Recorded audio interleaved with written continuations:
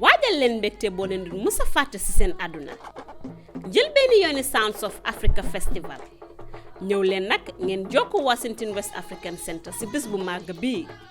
bés bi nag mu ngi xewee foofu sa Everett Community College ci weeru August ñeenti fan yi ak juróomi fan yi tàmbalee ko 11 ci suba ba 7 ci guddi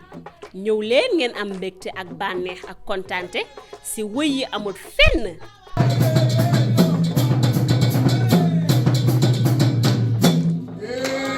waaye it ay sañse yi nga xamante ne nii ñu ngi bàyyeekoo Afrique live performance yi nga xamante ne nii day yëngal seen yaram yi live performance yi nag ñi leen ko fas yéene defal mooy Pa Omar Jack borom baati urus bi di Kuyate Twins seexi yàlla yooyu Pa Booba Jobaate mi nga xamante ne nii saay bu yëngalee kooraare xol yi sedd guy waaye it Gan Sango West African Drumming and Dance Group ñi nga xamante ne nii àdduna yëpp ràññe nañ leen ci seen xarañteef yéen ñi nga xam ne nii da ngeen bëgg reggae fàttewuñ leen benn yoon ndaxte di Selassie ay Soldiers dinañ fa nekk pour bégal seen xol yi.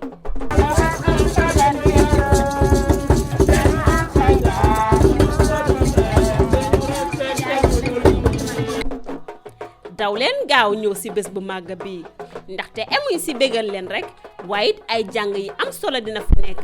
jàng yoo xamante ne nii mu ngi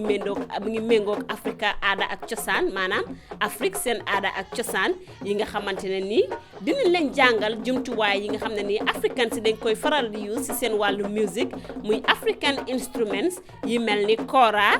jembe balafon ak yeneen ci biir. jël benn yooni Sounds of Africa Festival bii nag di xewee ci weeru August ñeenti fan yi ak juróomi fan yi boo ci bëggee am lu leer jokkool ak Washington West African Center léegi nii.